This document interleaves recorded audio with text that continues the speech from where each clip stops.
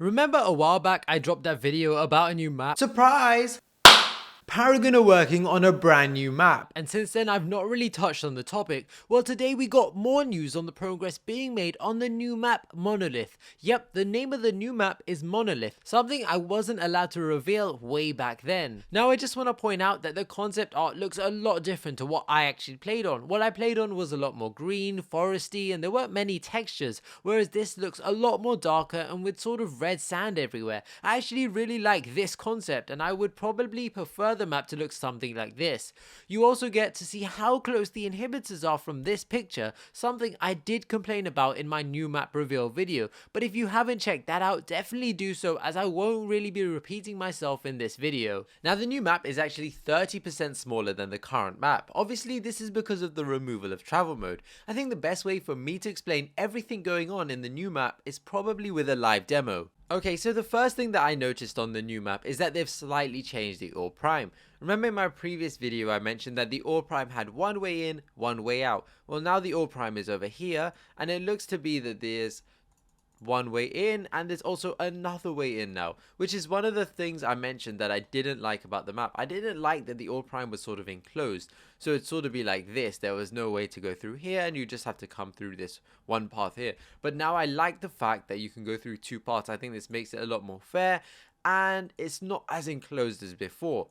We then have the black buff over here in the small area. It makes sense that the ore prime is in the bigger area, with the black buff being in the smaller area. Also, I want to point out a few things with regards to this minimap. It's slightly different to the minimap, or the map that I actually played on when I went to Epic, and only slightly, right? The first thing that I noticed immediately was that I don't think inhibitors are going to be respawned, and I think that's something Epic might have completely taken out of the game. Again, this is a work in progress, so it's not guaranteed to be the final map, but this is how the previous map looked.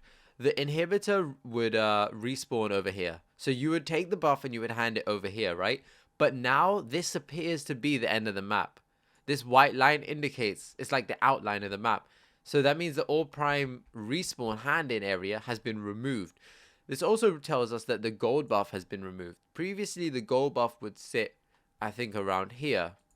Remember, this map has been inverse from a lot of the maps that you've seen. This map is actually, J Leo's map had the ore prime here, and that's because this map is obviously the other way around. So the gold buff would be around here, and there'd be another gold buff around here, or I think it might have been here. I can't remember which one exactly. But either way, there was a gold buff on the outsides of the map, and it appears that that is no longer there. So the gold buff has likely been moved. Now I think the gold buff probably gets moved to it seems logical to have the gold buff somewhere here and maybe here.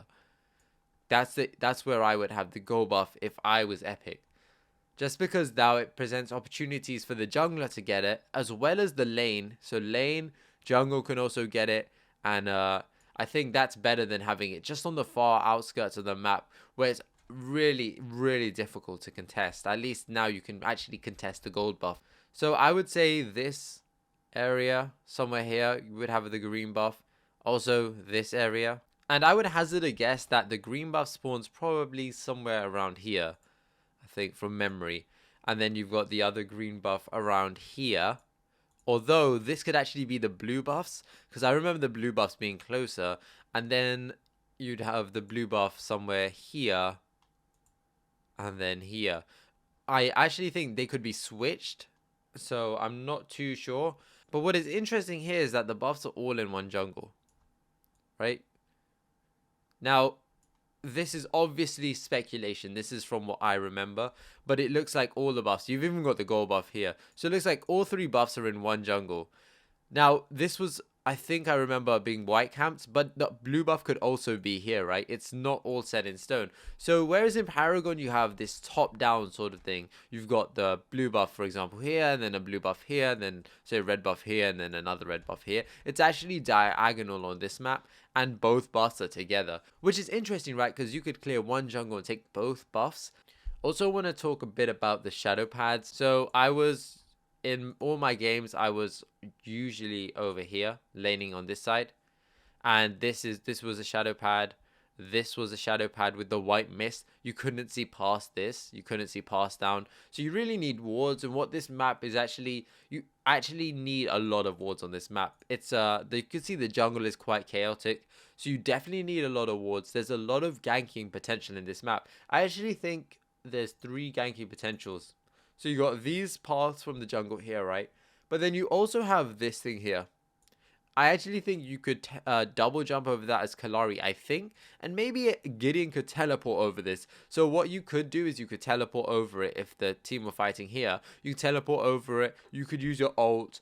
And it made for interesting gameplay. And it means that wards are really valuable. If you don't have wards on this map, you're at a huge disadvantage, and vision wins games in this map, in my opinion. I also just want to touch on middle lane quickly. There's a lot of ganking potential here. Again, you have a path from jungle here, here, again here, here, and here. So 6 ways really, but I mean that's 4 each, right? Because say you are around here in middle lane, if you're pushing up, like they're not, if they come from here, you're okay because you're going to see them, but it's just behind you, right? So it's like 4 areas. So ideally the ward should be around somewhere here to cover this area of vision, and you'd want a ward maybe here. I think it's a good warding position, or if that covers maybe just a bit there and just to cover this area. So ideally you should be able to cover these 4 paths and then have vision. I wouldn't really worry about anything coming from in front of you if you were pushing this way.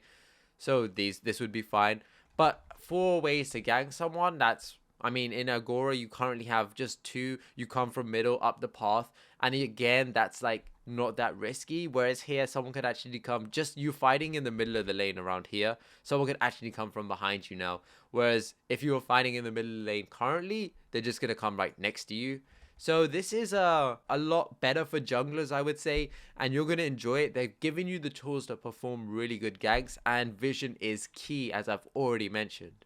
I also want to point out that the tower distance is significantly shorter. On Agora, it's the same situation, but I feel like this distance is extremely short. It's a lot longer. This actually here is a rock from what I remember, which actually introduced some... you could like hide behind a rock and stuff like that. I think it was quite interesting. From what I remember, it was a rock anyways. I don't know what else to say with regards to the maps. Actually, the inhibitors are really close together. So you could like literally bounce from inhib to inhib. There's nothing in the middle. Like on Agora, you have these things here. And that means that you can't really go round. You could either like climb up on these, but you'd have to climb up this way. So it meant that only the home team really had the advantage. But now you can actually bounce from inhib to inhib because there's nothing in the way. It's really close. If you've taken all the towers, you're going to take all 3 inhibitors in one swoop.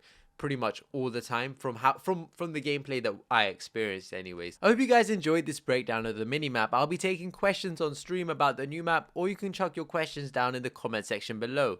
I'll have updates out for you guys as soon as Epic release more information, but just remember that this is a work in progress. Things change. Some of the stuff I mentioned is just speculation, like the inhibitors not respawning. They could have just moved the location, and the same goes for the gold buff. Let me know if you actually enjoyed the live demo or you'd prefer a more constructed version. I thought it might be better to let my thoughts get flowing so that I could remember stuff as well. Smash that thumbs up button and stay subscribed for all the latest news on Monolith. Until next time guys, peace.